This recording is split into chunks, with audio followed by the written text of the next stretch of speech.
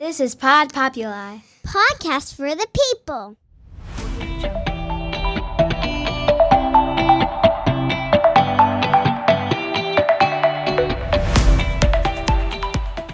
Welcome back to the Wedding Buzz. It's your host, Sydney. Let's dive in because, as many of you know, your DJ can make or break your wedding reception. And if you didn't know that, now you do.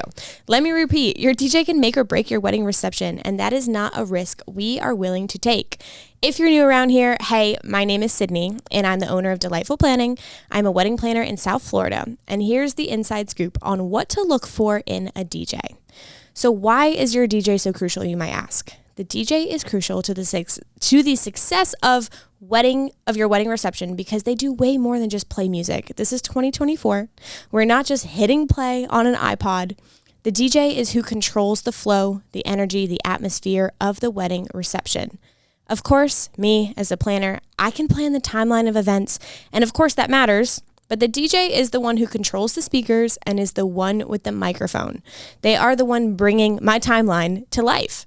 The impact that they have on everyone's mood and energy is massive. A common mistake that DJs make is not having the ability to read the room. Since they are the ones with so much control, they are responsible for reading the room. Every wedding, party, or event that they have is going to have a different set of people, cultures, age, genders, etc. And they have to be able to read the room to keep every party's energy at a level 10. Nobody wants a boring party. Okay, so we know that they're really important. How do you spot red flags? We know the DJ sets the tone for the reception. They have control and they have to be good. How do we spot the red flags? Look for these flags from the beginning. Does this DJ have experience in weddings? Not just parties, but specifically weddings, because weddings are different. It's okay if they do other parties and events, but have they done weddings before? Does the DJ seem to care about your specific musical taste? Are they taking time to get to know you and your wedding guests? Are they willing to work with your planner to ensure that they are helping with the timing of the night? Like I said, the DJ is not there just to hit play on an iPod, but they need to work well with other vendors to help execute the plan. With that said, sometimes plans change. Are they the type of person, the type of DJ, the type of MC that is able to quickly change things up in order to keep the energy up? Is there an unexpected gap in the timeline? Sometimes that happens. Is the bride needing to go to the bathroom and we can't start the speeches yet? Or are all of the guests just sitting around and waiting? What does the DJ do? Can they transition well? Can they speak to the guests well? These all may seem like small details, but let me tell you that the small details matter. I've seen DJs struggling to transition and read the room, and that is one way to quickly empty the dance floor.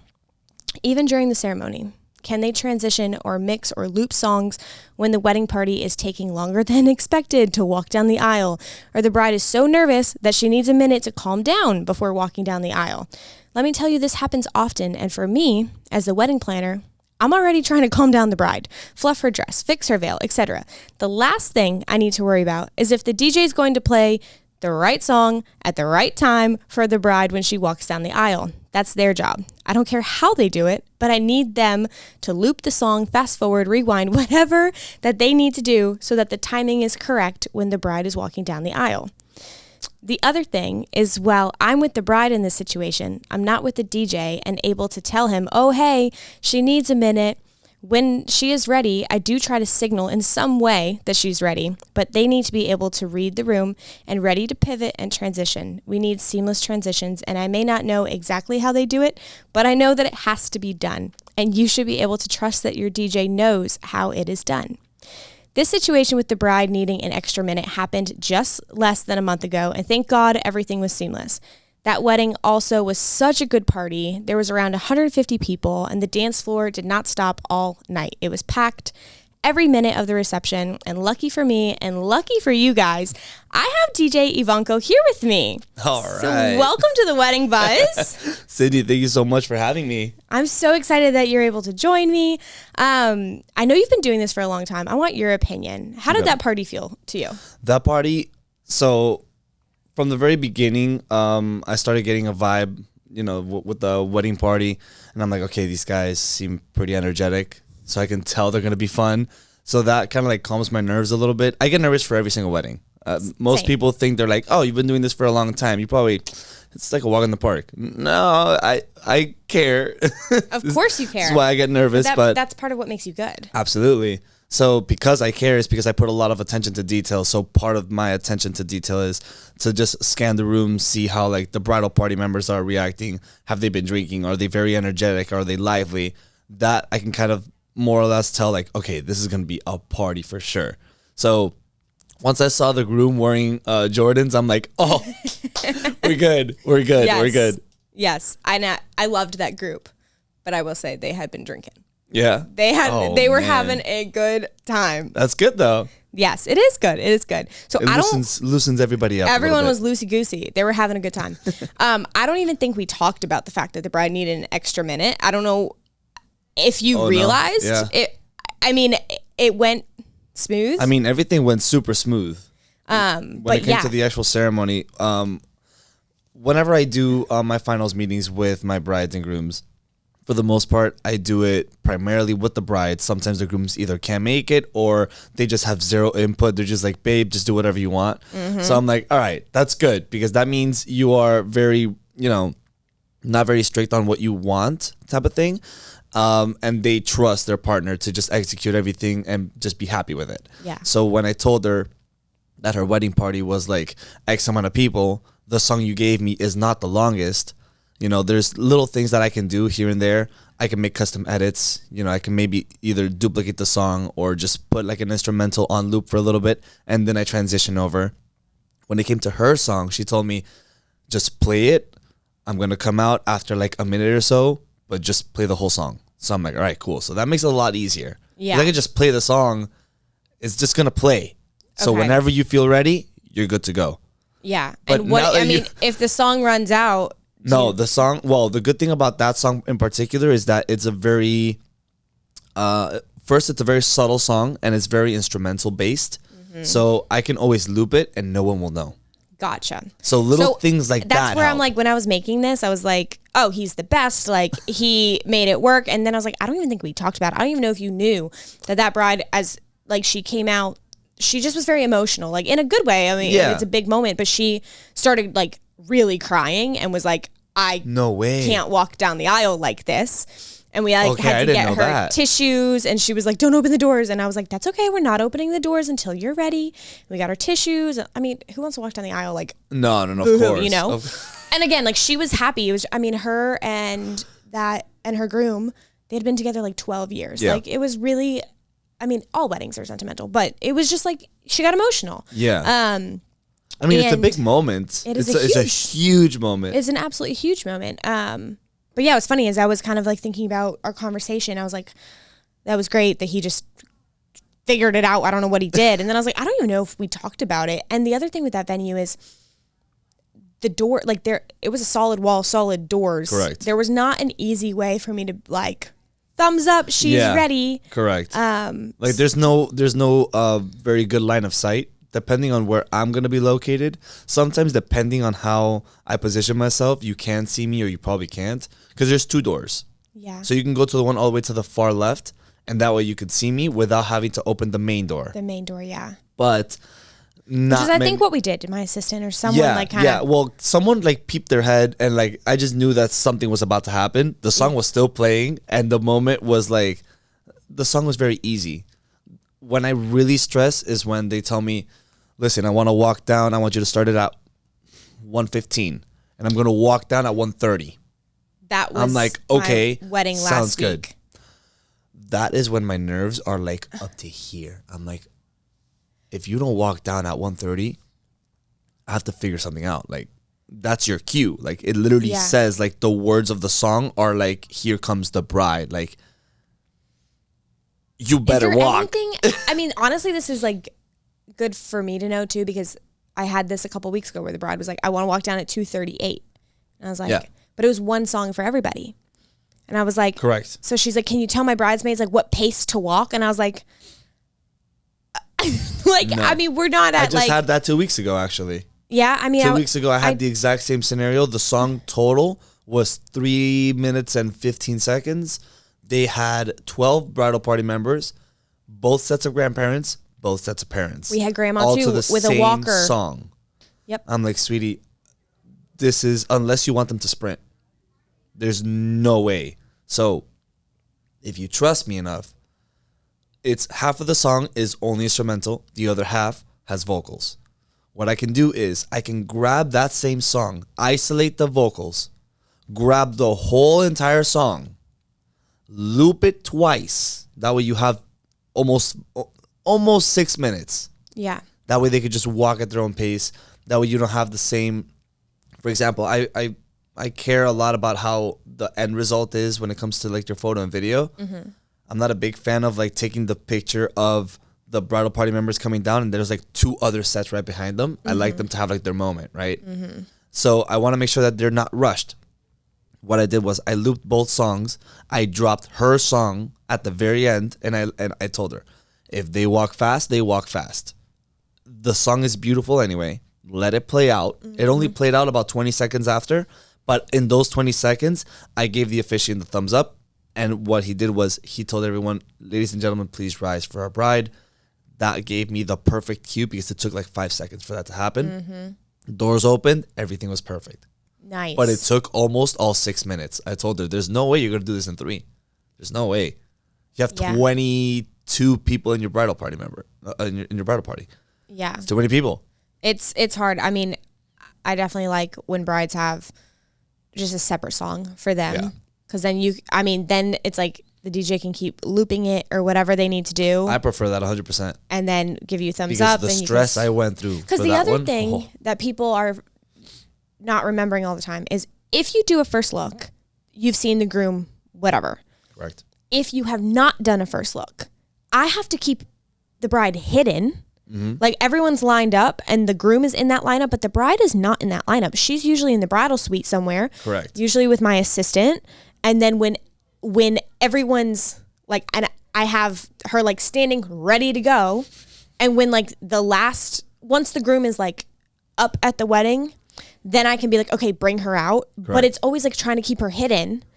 And if it's the same song, it's like, it's nearly impossible. And I try to be a miracle worker on wedding days. Like sometimes when it's the same song, whether it's the same song or a different song, when they haven't had a first look, it makes it a little bit more difficult. Mm-hmm. And on top of that, depending on the location, mm-hmm. like the actual venue itself, if it's a very open layout location where barely any walls, everything is windows, you could see the bride from any angle. Yeah. So it's like, that makes your job just 10 times harder. Yeah. So it's like, I don't think you guys should not do a first look. You guys should definitely do a first look because this will make everything so much smoother. They just don't understand. They don't. And I do see both sides of it. Of course. I do. Absolutely. Like, honestly, for my own wedding, I didn't do the first look because I wanted to be more traditional. From a wedding planner's point of view, I see like where they're trying to cram everything in and they want to enjoy cocktail hour. I'm like, if you just do this first look, it'll make everything easier. You're saving you're saving a lot of time actually. Yeah. You'll be saving time and you'll also be, you'll be able to do your ceremony with more ease. It just flows nicer. It does. And I also, before I had my own wedding planning business, like before I really got into it, I was more on the like no first look side of things, more the traditional, because I kind of felt like it ruins like the moment. And then from what I've seen, it doesn't ruin the moment because it actually provides like a private moment where when you're walking down the aisle, you're in front of everyone. And again, if you like the traditional, fine. I did too. That's why, like for my own wedding, my husband was like, no, I don't want to see you. So I was like, okay, that's fine. But that sounded bad. He wanted, no, I don't want to see you. He didn't want to see me before. He wanted to see me like down the aisle. But for people who are shy, it does create like a private, intimate moment where you guys can like hug each other and just be sweet and happy with each other and like take it in without an audience. So I love those. I see both sides. Those. I do. But those are really nice. I saw one, actually the last time I saw one where I had to hide for some reason because I would have been in the shot because there's mirrors everywhere. So I had to like duck. And I'm like, oh man, this is weird because I'm in the middle of setting up, but they're doing everything way before even prelude starts. Yeah. So I'm like, all right, I'll just hide. So I hid behind a curtain. I just hid behind a curtain. You're like, ignore me. I'm not here. The photographer goes, Ivanco, you're doing great, sweetie. I'm like, shut up. I'm just like this. They're right in front of me when she taps his shoulder and they turn around. They just start bawling, and I'm just like, aww. Yeah, I just peeking through peek a little bit. I really hope I make it to the final video. Someone just asked me this week or said something like, you're a wedding planner. Like, that's so stressful. And I was like, it is. But like, it's so rewarding too. Like doing people's weddings. It's such an important day. Like, and seeing moments like that, it's like, absolutely. Aw, like it's there's stressful parts, but it's like, I don't know. I think it's so rewarding to be part of someone's wedding day. Does it get less stressful for you as time goes? Like the more experience you do, like little things here and there? Because that's what happens with me. Yeah, of course. But I'm assuming like, I don't know, every bride's different. I'm assuming you have to like do different types of planning. I still feel like every wedding I do, I'm like, oh, okay. Add that to my like toolkit. Like, cool. Every family is different. Every situation is different. But of course, I mean, my first wedding, I didn't barely know how to make a timeline, you know, like. Correct. And now I'm like, oh, okay, no, like this needs this much time. This needs that much time. And I also feel like part of my job is like, I've learned I need to actually say no for their own benefit. Of when they're like, family photos, we can do it in 5 minutes. I'm like, no. It takes me 5 minutes just to get your family together. Yeah, literally. Maybe longer. Well, just like tell everyone to stay. I'm like, no. Yeah. So, but each wedding, of course, it gets easier each time as you learn. There's always like new things, but you learn how to. I mean, I'm sure. Is that how you feel? I'm sure you feel more confident now than you did at the beginning. Oh, absolutely. In my first couple of weddings, I was a wreck of nerves. I was like, there's just so many little details that because I've been able to do. I don't even know how many weddings I've done at this point.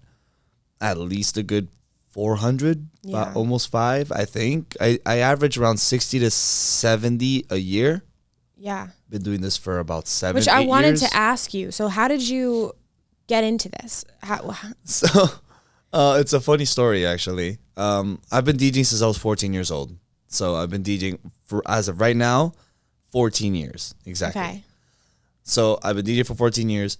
I did a lot of clubs. I did a lot of bars, restaurants, and all that kind of stuff all throughout, like Wynwood, Brickell, a couple of them in downtown. And when I turned 21, I was the oldest one in my friends group. And I'm like, hey, I'm already 21. I want to go to a place that's 21 and older, finally legal. I was going into all these places when I was like 16 years old. I never had a fake ID. Never. But because I worked the event, it was a lot easier. Or because I knew the people that were running it or whatever the case may be. So I'm like, all right, I'm finally 21, but this place I've never been to before. I don't know anybody there. So let me see who's on the lineup of DJs and see if there's someone that maybe either I know, I recognize, or I can kind of relate to or something like that. And I'm like, all right, so the only guy that I saw on the flyer that I'm like, let me hit this guy up. He looks nice. He looks like, like a cool person. And that's Ray Costa. Okay. So when I hit him up, I'm like, hey, my name is so-and-so. It says it on my Instagram. My intro to him was ridiculous. I'm like, dude, you can literally see my Instagram. Like, my name's on it. But I saw that you're going to be DJing here, and I want to go check you out. And he's like, dude, absolutely, come on by. I have a whole group of friends coming in. Just meet me at the door at this time, whatever. This was the first time I've ever spoken to the guy in person. When I got there, he's like, dude, what's up? How are you? Here, he introduced me to all of his friends, his girlfriend. And I'm just like, whoa, like super overwhelmed. This is not something that normal DJs do. Like everyone's just like, just say my name at the door, bro. Like whatever. Yeah. All right, cool guy, whatever. So he's like, yeah, just come in with us, bro. You're part of us now. So he literally brought me in, took me to his VIP section. It was his birthday. So I didn't know it was his birthday, but until I saw like his personal flyer that it says birthday set by Ray Costa, blah, blah, blah. So I'm like, oh, cool. It's your birthday. Happy birthday, dude. Whatever. So we basically hit it off from day one. From there, I started telling him that I'm a DJ and all that stuff. And then he was going to be playing at a little pool party. I want to say half a mile from my parents' house, which is where I was living at the time. And I'm like, dude, you're literally down the street from my house. I'm gonna go see you. He's like, dude, pull up. It's a pool party, whatever. I show up. Not a single soul is there. Nobody. Only him, and I think his girlfriend was there also. Yeah, I think his girlfriend was there also. His now wife. So I went with my girlfriend at the time, and I'm just like, dude, like, did I come too early? He's like, no, man. I mean, they just hired me for this random pool party, like super last minute. I don't think they did any marketing for it, but whatever. It's like a sponsorship for like the hotel, or I don't know what the case was. So I'm like, all right, dude. So I'm just gonna like post up next to you. So while he was just doing his thing, we just started talking about a whole bunch of stuff. And then he's like, dude, have you ever done weddings? And I'm like, I did one wedding, but it was like a family member, so it's not really, I wouldn't say it's the same because I have like the freedom of doing whatever I want. It's my family, you know? Yeah. And we didn't have no planner, no nothing. Like it was just like, hey, we're gonna do one dance, which is the bride and groom dance, and then after that it's just party. You play dinner music if you want to play dinner music, or you want to party them, you do whatever you want. So he's like, all right, I'm gonna need you to meet me at this place at this time. Wear all black. And that's exactly what happened. I went, I shadowed him for one wedding, and he's like, get on the turntables, I'm gonna go do something really quick. And I started DJing. He heard me play, and after that he's like, yeah, so meet me at the office, at Mike Stipe's office, which is where I work with now. And immediately I had the interview, and I was hired like a week later. That's awesome. And then from there, like, it was just like, go straight into weddings. Like, he's like, I'm just going to throw you in the deep end, bro. You either sink or you swim. Yeah. And your boy swam. Yeah. Your boy swam. Your boy, yes. Yes, you definitely swam. You definitely, like, they reached out to me after the wedding that we did together, and I was like, oh, he's my new favorite DJ. Like, 100%. Like, they were like, you know, how'd he do? Like, how was the wedding? And I'm sure they send it to every planner and whatnot after every correct. Wedding. And I was like, oh, he's my new favorite. That like, is awesome. That's so sweet.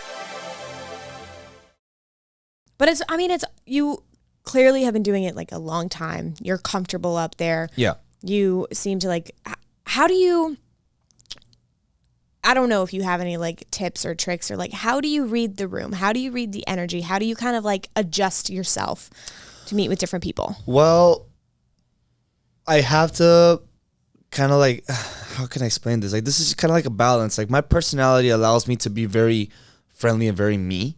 Mm-hmm. So I'm very easy to talk to, and I'm very easy to communicate with. So I guess that's like a plus for me. Some DJs are a little bit shy, so like they're very like timid a little bit. They do a great job behind the decks. Most people say that being a DJ is an introvert hobby because you're just behind the decks. Sometimes you're in a corner and no one sees you, but you're rocking.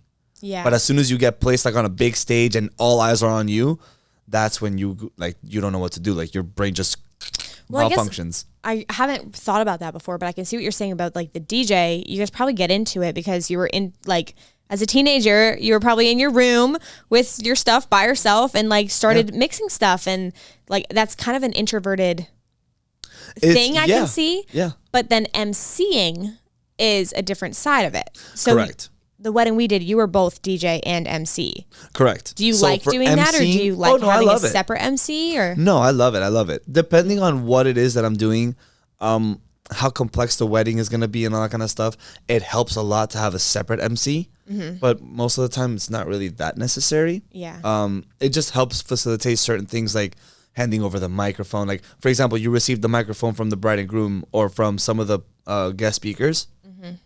I don't want you to have to do that. You know, like, I should have either one of my technicians do that for me, or I am just standing somewhere next to them. They also, on the spot, were like, oh, we're just going to talk from the table at that wedding. Exactly. Which, like, wasn't a big deal, but that was also... Yeah, everything most of the time is impromptu. Like, it's just, you know. Which, again, like, I mean, that wasn't your fault, wasn't my fault. But that's, you know, we're team players. Correct. So I was like, oh, okay, let me, like, grab the mic or, like, help out. And same with... I found out the day of, I knew grandma was going to do the blessing. I found out day of that grandma was in a wheelchair. Oh, wow. And I was like, again, like, it's not that big of a deal. It's not a big deal. But I was like, oh, okay. Like, but obviously it changes a lot of things because, I mean, when it comes to, I don't consider myself like a solo artist. I don't consider myself like a one-man band type of thing. with me, with the planners, every vendor that's there, photo video team, I try to work so well with everyone because we are a team. Like we are the one that are going to be executing a big event for someone. The photo video team, I've heard a lot of stories before where maybe they didn't capture a specific moment or whatever. They can always hit up the bride and groom on a separate day. Hey, wear your dress again. We're going to be doing these shoots again, maybe a better golden hour or something like that, whatever. You can always have your second shot. I don't. Yeah. I don't have a second shot. So it's like one shot, you either make it or you don't. So it's a little hectic sometimes, but that's why I like to work well with everyone so we're all on the same page. Before I do anything, I make sure that photo video are ready. So when it comes to my meetings, when I have them with my couples, I'll tell them, okay, don't worry, like we'll do this. We normally set them up either next to the sweetheart table or in the center of the dance floor, or we figure it out. But primarily, it's not so much about what the bride and groom want at this point. It's more of what's going to look best. So lighting wise, like if you think that the photo video team thinks that right in front of the DJ booth, like right in the center of the dance floor, is like the best lighting where you look the best, you sound the best, everyone sees you. You're not giving your back towards anyone. That's exactly where you should be. You know what I mean? So I had no idea about grandma being in a wheelchair because normally I would say, oh yeah, we normally put them up next to the sweetheart table, or we'll put them in the center of that. I wasn't going to just wheel grandma everywhere, you know? Yeah. I've done it before. I've done it for a lot of Jewish weddings when they come and they do the blessing of the challah. And I mean, it is what it is. Like, you got to do it. But for this one, it was like, at least we have good reception with the microphones. Yeah. So you can go wherever you want. Yeah, it's little things, which, I mean, okay, so you were asking, like, you know, does it get easier as time goes on? Yeah, and it's now that was the first time that had happened, where it was, like, time for the speeches. Yep. I had talked to the bride in advance of who was giving the speech, the order of going, like, who was going first, who was going second, who was going third. When they were like lined up in the hallway, I went to maid of honor. I was like, you're ready to give your speech. Went to best man. You're ready as well. Yep. You know, went through it, and it was like, you're like, okay. And it's ready for maid of honor. Yep. And then that's when she was like, I don't want to stand in front of everyone. I want to do it here. And I was like, so it's often. Like, that was the first time it had happened to me where they didn't want to go walk up. Yeah. Or at least, like, didn't say it in advance. At least that's easy to handle. All you got to do is just move a couple steps over to just give them the mic and they'll figure it out. It wasn't a big deal at all, but it also wasn't a big deal because I think, not to toot my own horn, but like I was like, okay, let's pivot. I'll walk it over. I'll wheel grandma, whatever. And you were ready to pivot. Not many planners can do that. You hopped down. They stress out and they're like, no, but we had already discussed it. We're going to do it here.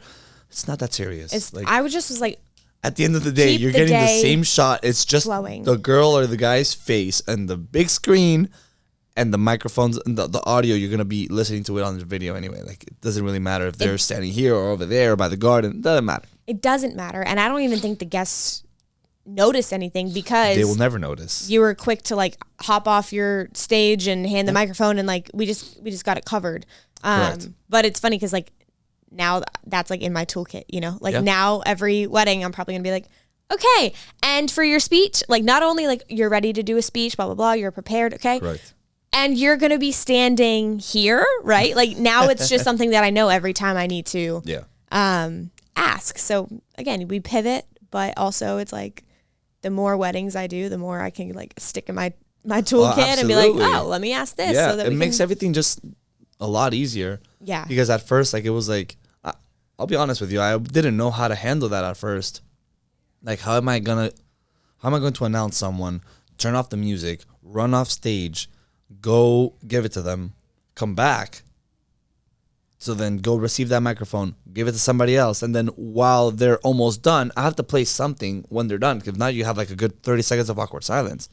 I tell my couples, I hate awkward silences, so if I can add anything to like 30 seconds doesn't sound like a long time. No, it's a long time. 5 seconds is like a long time when it comes to a room and a wedding and silence.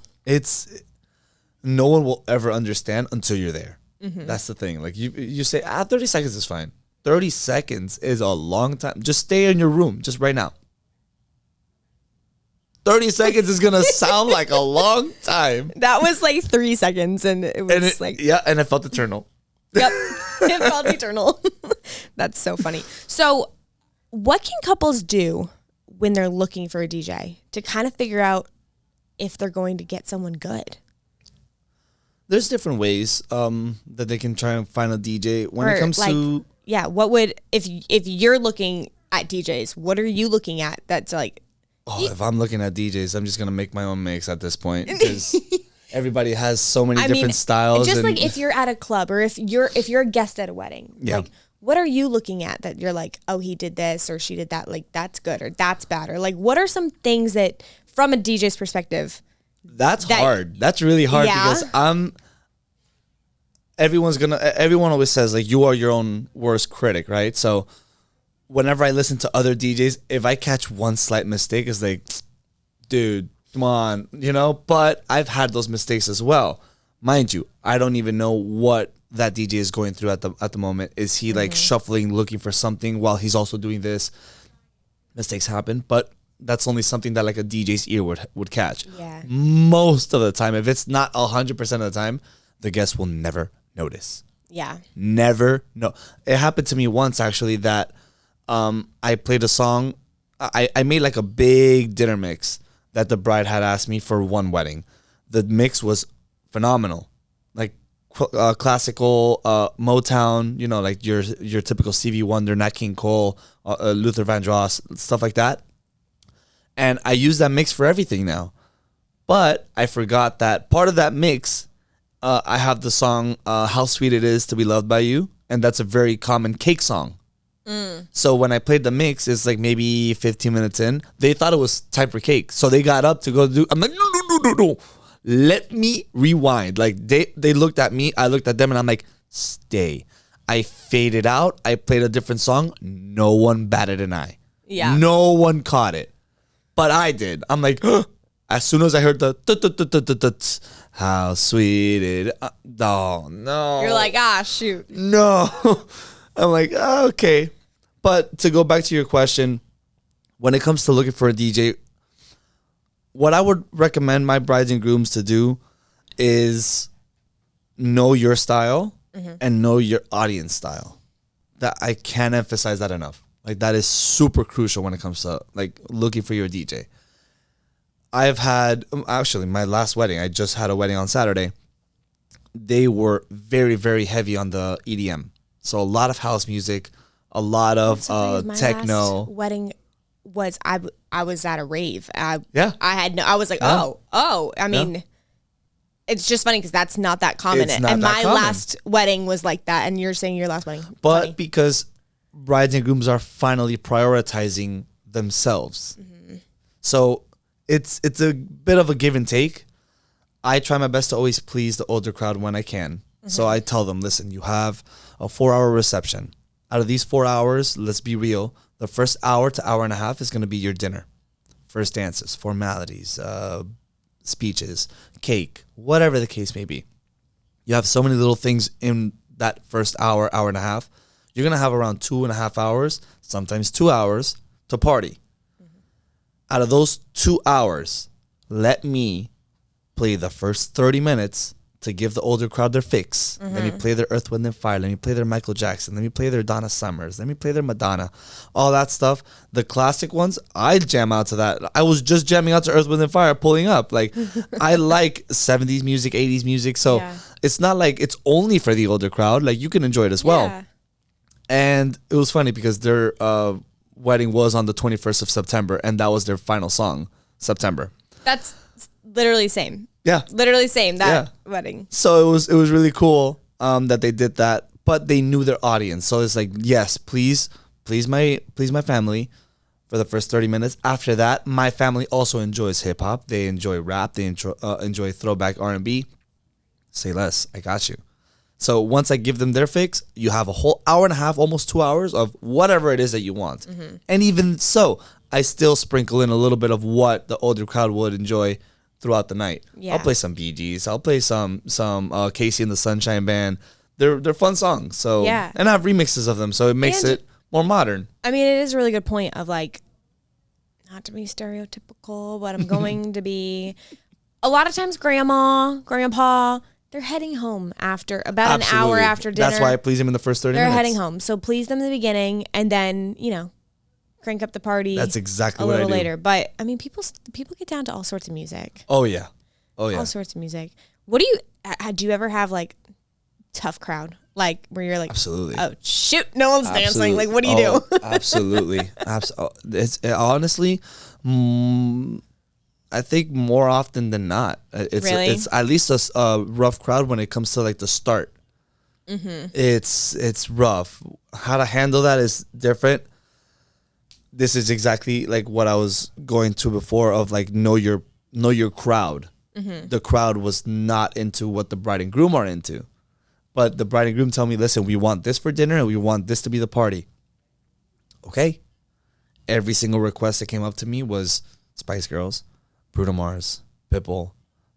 It was songs that little by little they're starting to be like away from weddings. I have a do not playlist that every single bride and groom send over to me.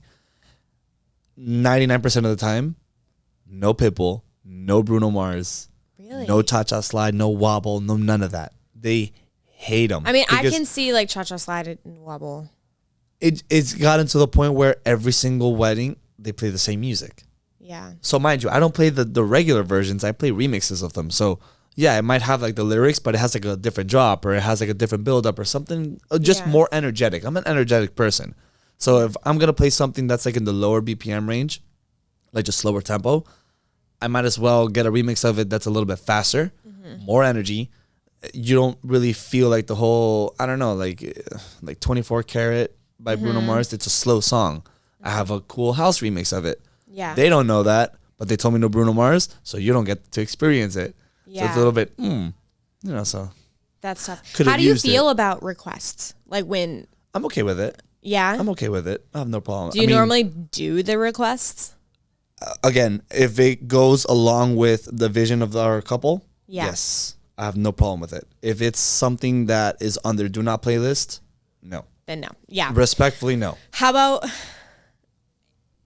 if it's the bride and groom asking?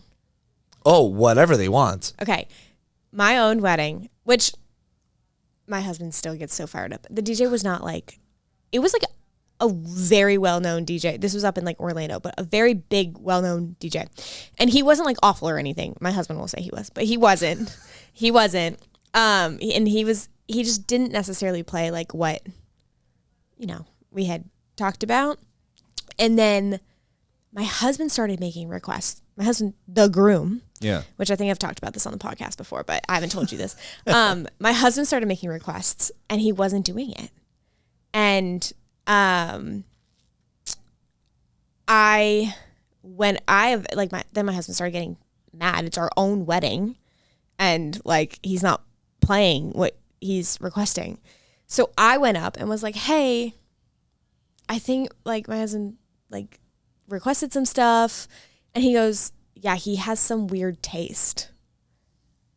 And then I was like, okay, well, can you play it anyway? Like his weird taste. I'm going to blank on like. Say that. Yeah, he did. I'm going to blank on what it was. But it was like, oh my gosh. I'm going to like text you later and be like, it was this song that he wanted. And like, anyway, long story short, he told me he was like, he has weird taste. And I was like, okay, well, he's the groom. So can you play him one song that he likes? Like, and he like still didn't. And I had a planner and my planner and my photographer we're both like, like smart, like boss ladies. Yeah. And I was like, ladies, I need your assistance. Like he's mad.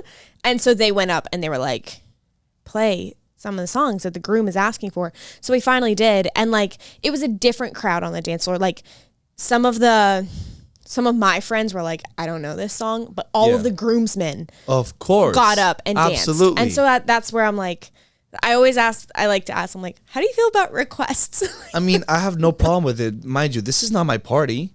Yeah. Like, no. I understand club DJs or restaurant DJs or bar DJs. You have a specific flow that you have to follow. There's also not like my understanding, I don't have experience in clubs and stuff, but if you're hired to do a club, your client is the club, or who's the client? Because at a wedding, it's a wedding, it's the people. You follow what the people want. You read the crowd and you do that. Correct. Absolutely. But when it comes to a club, that club is known for something. Mm-hmm. Does that make sense? So, for example, let's see. You said you live up north. Let's just use West Palm as an example. Yeah. If you go down Clematis, you have a lot of bars that you can obviously tell the kind of style that they're going to go for. Mm-hmm. There are some places that the name of the restaurant is Latin.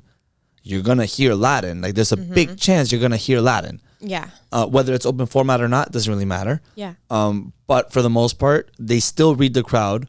But some venues are very strict on like, hey, we don't play. For example, some venues that I used to work for, they're like, we want you to play all types of Latin, avoid bachata, and avoid dembow.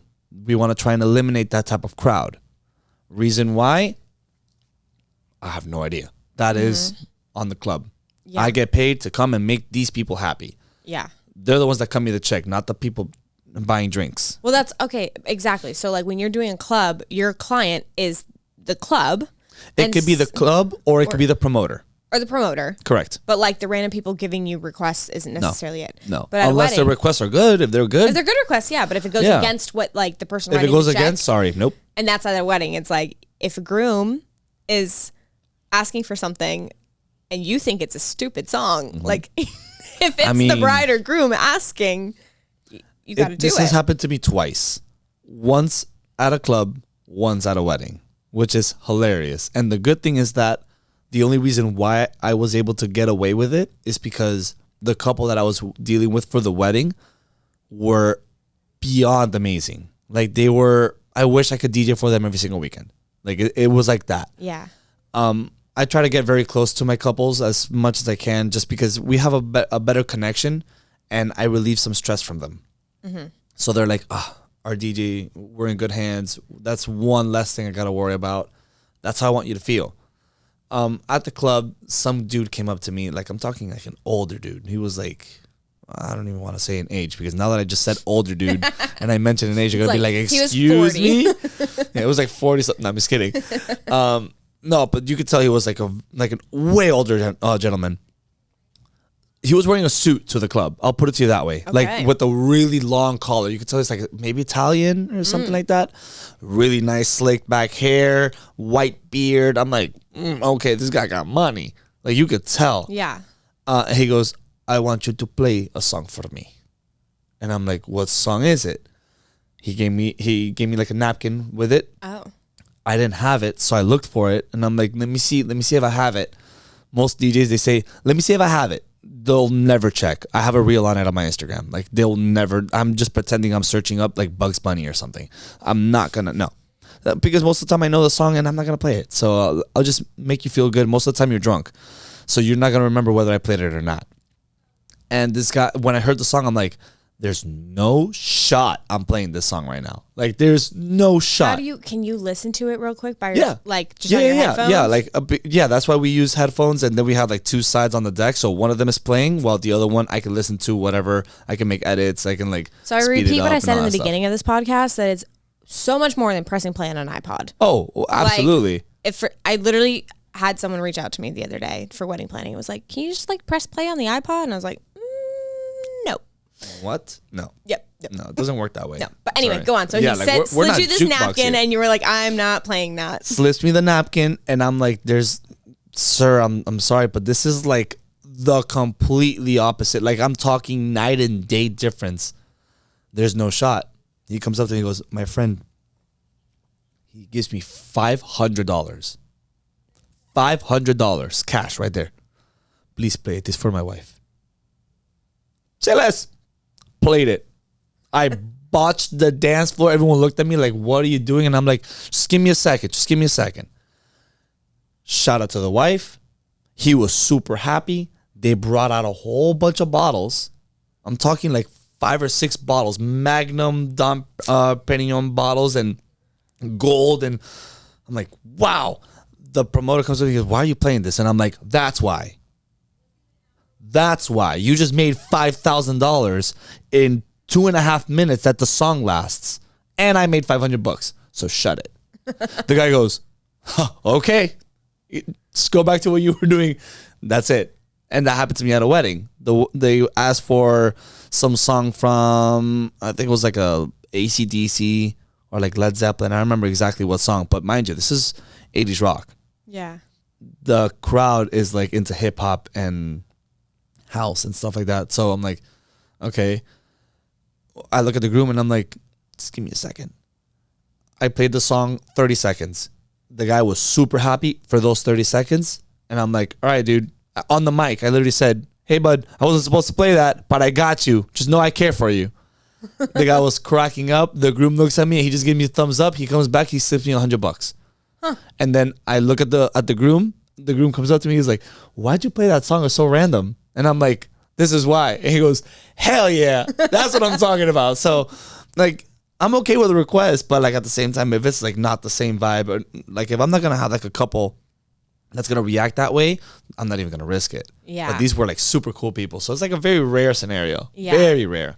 And I guess you have ways like, you know, to do 30 seconds of it and kind of mix it in, mix it out. Yeah. I don't know how you do all of that on the spot. It's crazy to me. But okay. I ask everyone that's on the podcast, do you have any wedding day horror stories? Oh yeah. Oh yes, I do. Can you name a best one? Oh man, a best one. Or one of them. All right, I'm gonna give you one.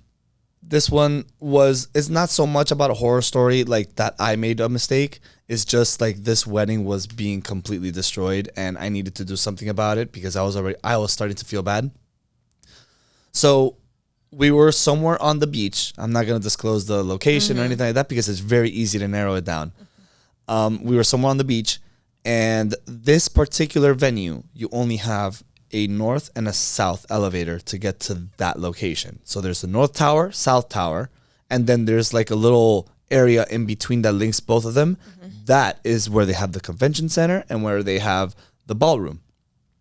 So the north elevator was down, and the only elevator that we can use is the south one. When you grab the whole venue, you have to split it 2/3 because it was supposed to rain or something like that, so they had to do the ceremony inside. So they did pipe and drape, and they did it on the south side.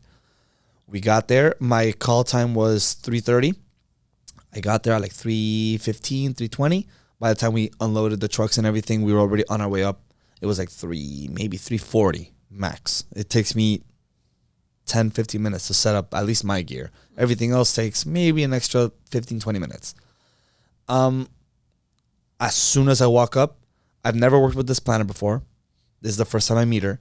And when I get there, I'm like, hi, how's it going? I'm the DJ. My name's Ivanco. And she goes, you're late. I'm like,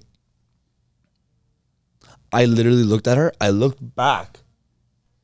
And I'm like, is she talking to me? Like, I'm barely 10 minutes late to the room. I was here 25 minutes ago. But the elevator was down. So I'm like, I'm sorry, but I'm just like 5 or 10 minutes late. Like, not even late. Like, you still had plenty of time to do a whole bunch of stuff. And we just got here. Like, it's not a big deal. It takes five at least for me, it takes 10 minutes to set up everything. Yeah. That was the first red flag.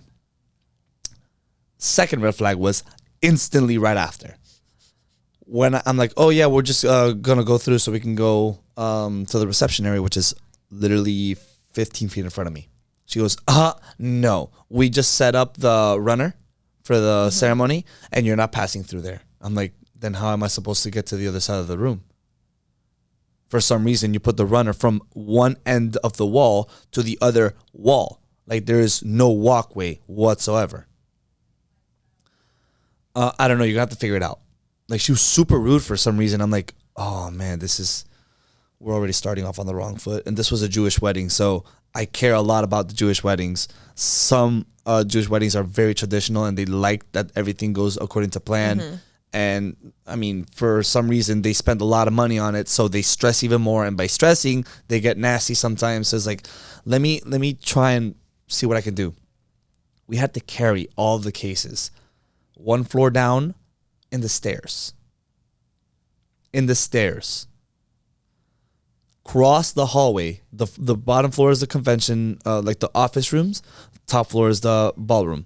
We have to cross through everything, case by case. There's like 15 cases. And they're really, really heavy. We had to cross and then go up the north stairwell because the elevator was down, and then come in through the other side to be able to set everything up. I set everything up. Everything was perfect, ready to go. And we still had an hour before anything was supposed to happen. She was still super pissed. I'm like, okay, well, I don't know what to tell you. And on top of that, this was like I was maybe like a year and a half into doing weddings at this point. So I had my experience, but not enough for me to like really defend my name when it comes to, So I'm like, all right, I can already tell we started off on the wrong foot. I wanted to go up to her and be like, hey, listen, I apologize if I arrived late. I feel like we got off on the wrong foot. I want to, try to like just better things. Yeah. Just to not have a bad day. Like we're trying to have a good day. She was completely gone. I never saw her until reception. When it came to reception, the bride comes up to me. She goes, I need your help. And I'm like, what happened? She goes, this planner, I don't know what's going on. They had paid for an extra hour of my services for the reception. They extended the ballroom. They extended the bar. They extended every single rental. They also extended my production team. That's a lot of money that you're putting into an extra hour just because your planner is not doing things correctly and she's delaying everything. Her start time for the reception was supposed to be at 7. It was 7:45. The bride was still not there. What? I 7:45. have a knot in my stomach if my timeline's 10 minutes behind. Yeah. I am like, try 45. No. 45 minutes. So I'm like, this is ridiculous. I was just playing like my welcome mix, just getting the people hyped up. And I'm like, how are you guys feeling this evening? Are you guys excited? We're about to get this reception started in just a few moments. I don't know. I was just talking just to not make it awkward because, oh, and no salads were plated. Nothing was ready. Just people salads sitting there. Yeah. Salads were supposed to be plated during cocktail. They weren't. Because the planner never told them to do it. The kitchen captain came out. He goes, the planner was supposed to tell me when the people were supposed to be here. She never told me anything. And I'm like, well, I don't know what I'm going to believe. I don't care. It's between the kitchen captain and the planner. I'm not going to get in it. It's 7:45.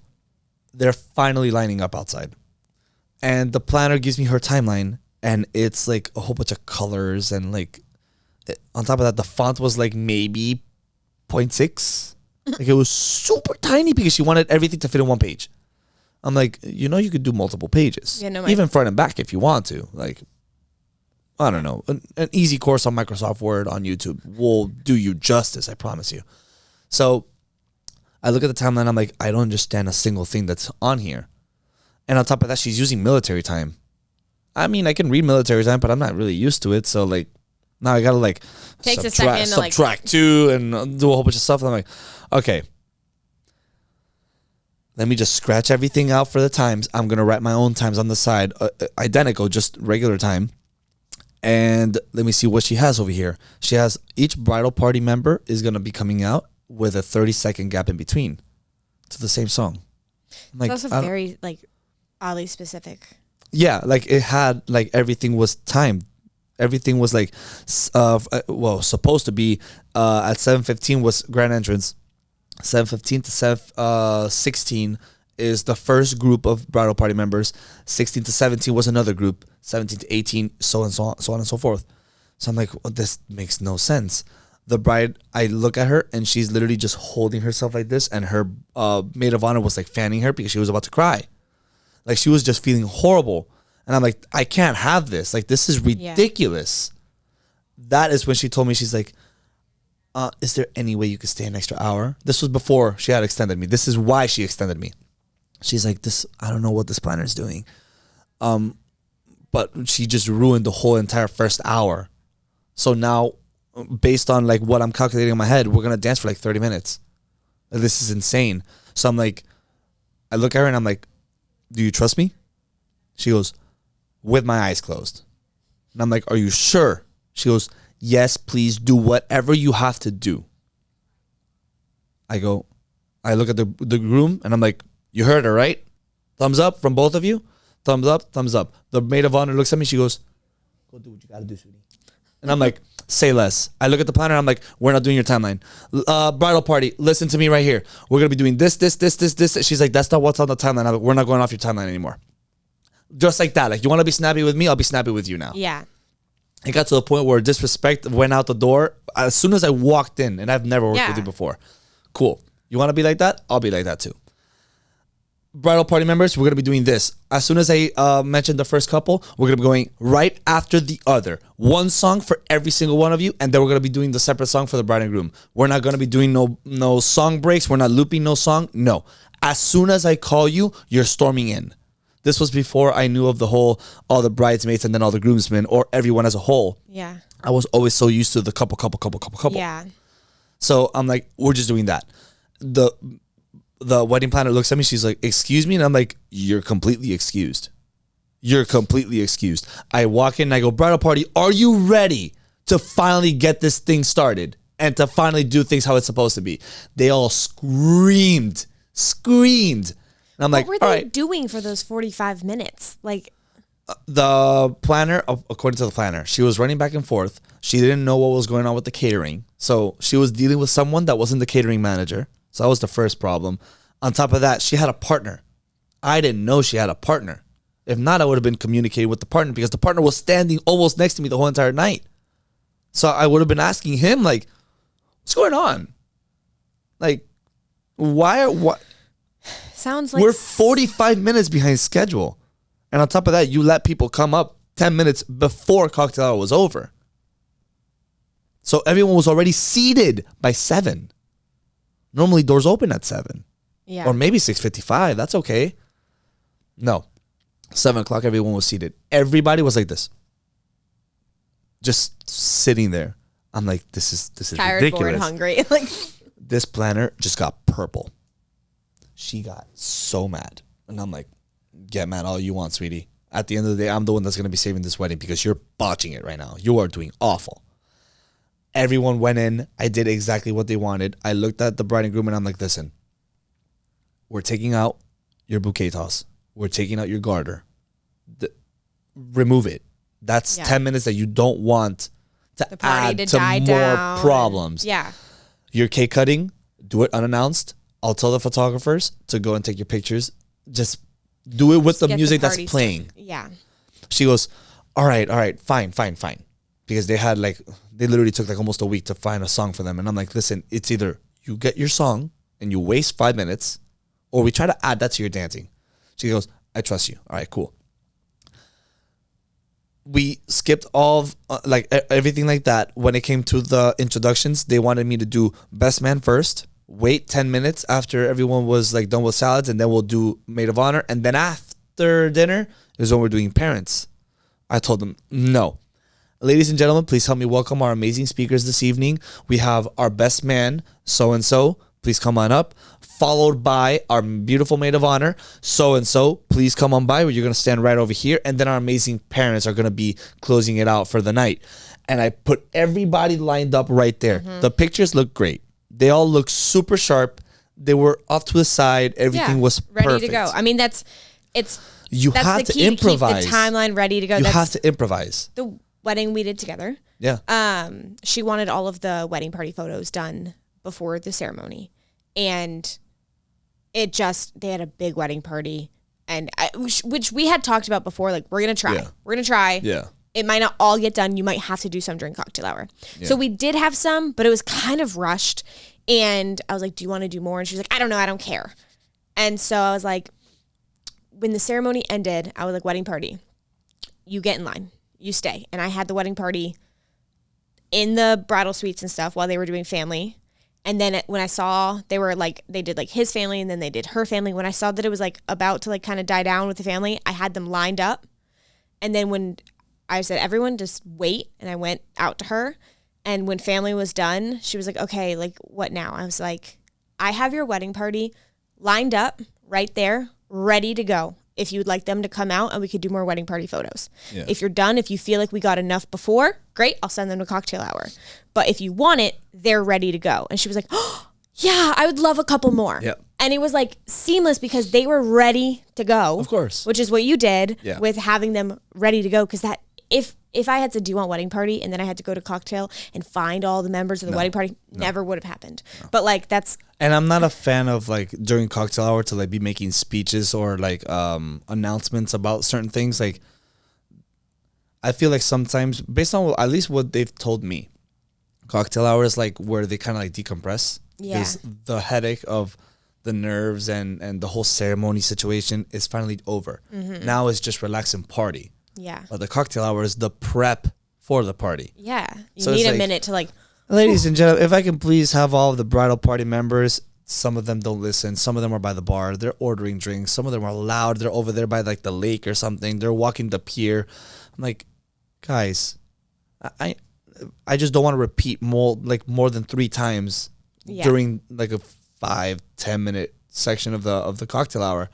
Like if you guys could just cooperate, everything would just be so much easier. Yes. And I hear that from everyone, from photographers. Photographers have a very specific timeline where they know what works, how fast they can get everything done. As soon as those photographers are done with that timeline, you guys are free to do whatever you want. Yeah. That's every wedding. I'm like, guys, please, I beg you, just behave through like the ceremony and then family and wedding party photos. I need you to stay with me. Yep. And then after that, like party time. We're good. Correct. But like just stay with me through that, please.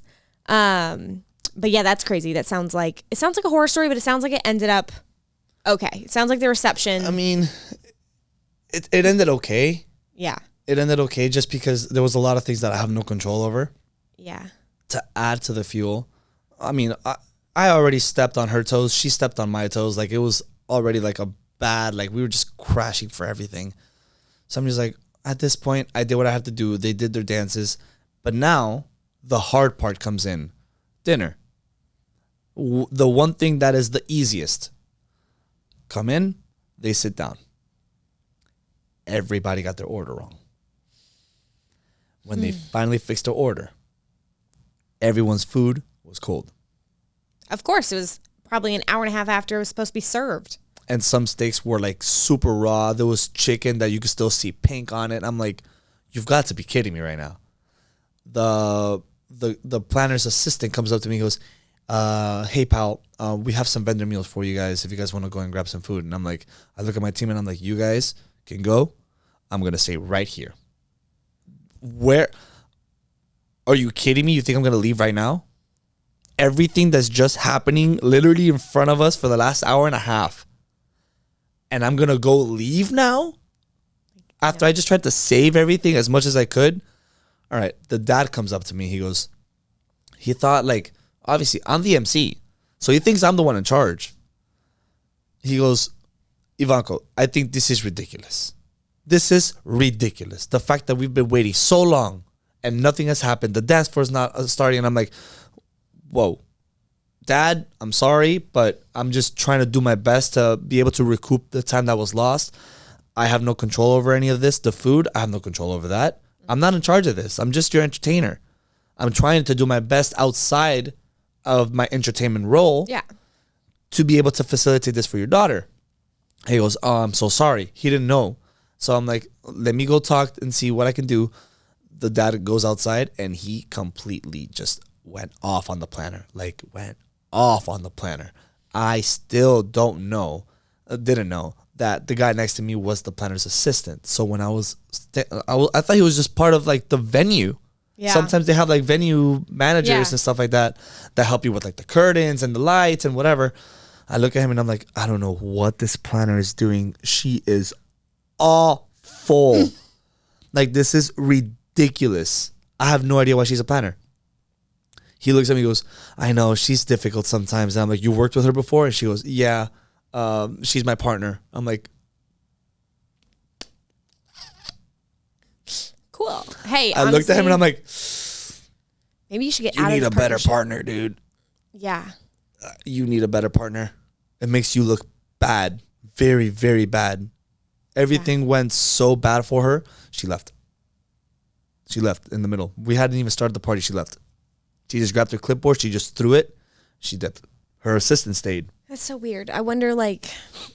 Guess how long they partied for? I don't know how long.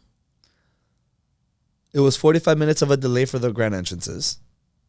All the formalities took about maybe 15 minutes, so it was nice and quick because I made him speed it. So by 8 o'clock, everything was done. Yeah. Because of the errors from dinner and all that kind of stuff. And on top of that, the venue did not allow them to extend. They could extend me, and I was going to do it for free. Yeah. I told them, like, sweetie, you're not going to pay me extra. Like, this is ridiculous. Like, you deserve the party. I was going to gift her the other hour.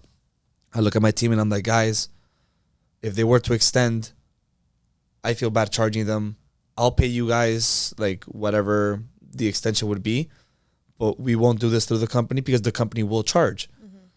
So are you guys okay? They're like, we'll stay. No problem. Like, they're my ride or die team. Like, and that's how vendor it is. teams should be. Like, I mean, Absolutely. obviously we need to get paid for our work, but like that our goal is like, it is this person's one wedding day. We do whatever it takes. We work as a team, you know, grabbing the microphone or whatever we were talking about. Is that in my job role? I don't know. Probably not, but like it needs to be done. So I didn't even think twice about it, you know? Of course. And same with you, like, you know, stepping in and like helping with the timeline or this or that. Is that your job? I don't know. But like today it is, you know, like it is today. We do what we have People to do. think that I'm just standing there just playing songs. I'm like, No. if you knew everything that I have to do throughout your night, that you have no idea, which is good.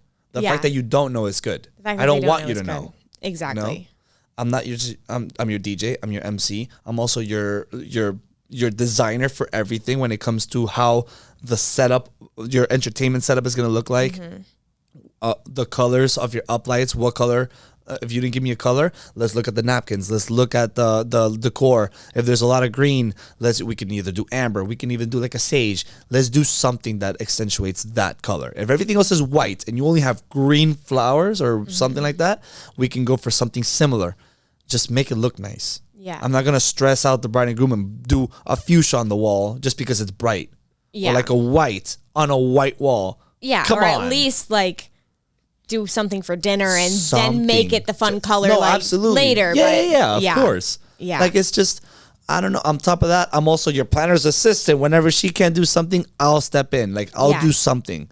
So the good thing is that I've been lucky enough after that incident to work with a lot of planners, get off on the right foot, work with them several times so that way they know how I work. I know how they work. Yeah. I already know their flows. They know how I do things. So it's like, oh, Ivanco's here? We're good. I don't have to tell him a single thing. And that's what I want. Yeah. After that, only the planners that I work with constantly are the ones that continue to just book me.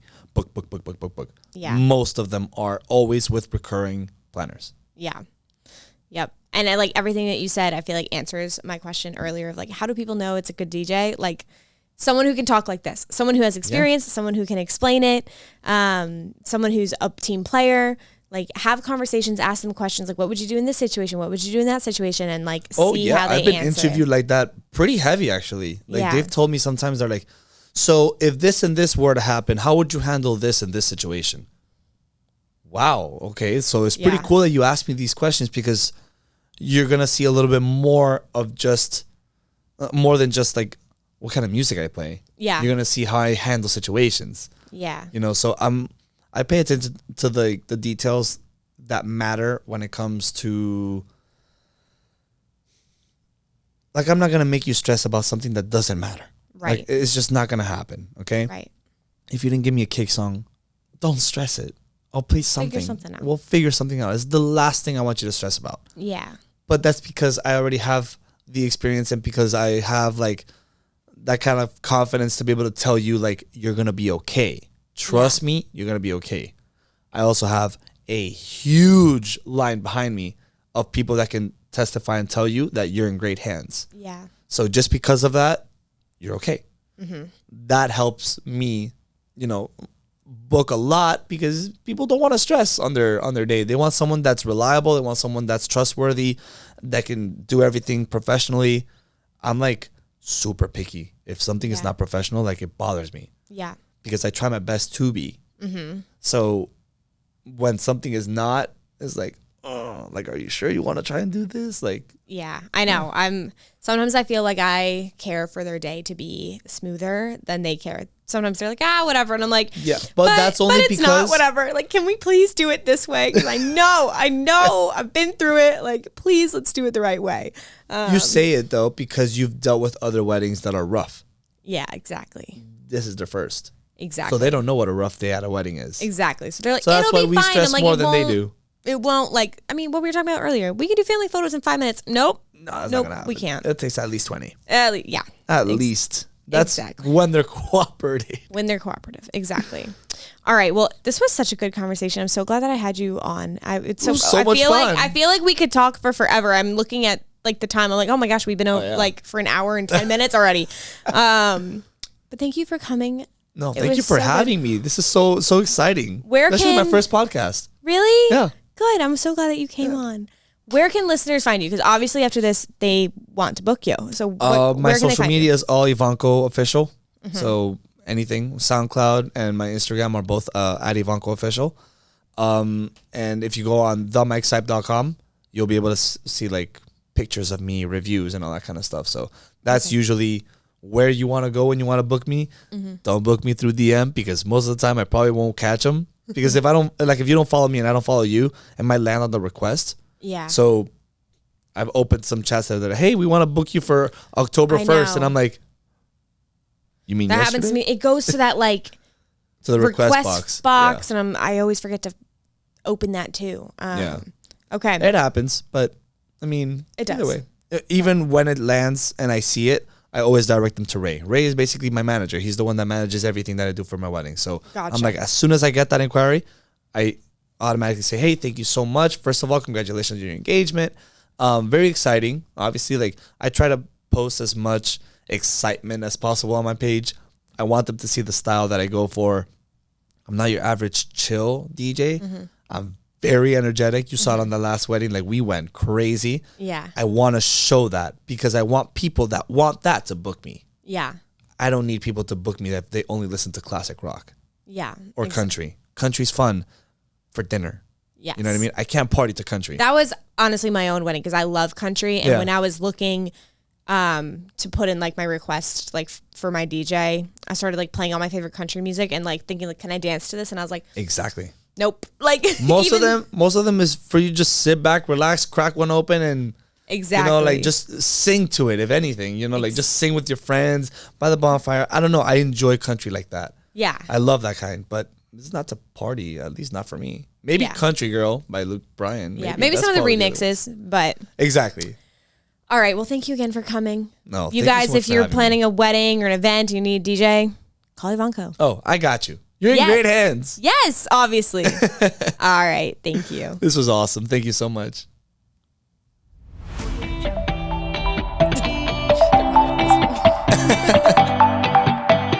That was awesome. That's exciting.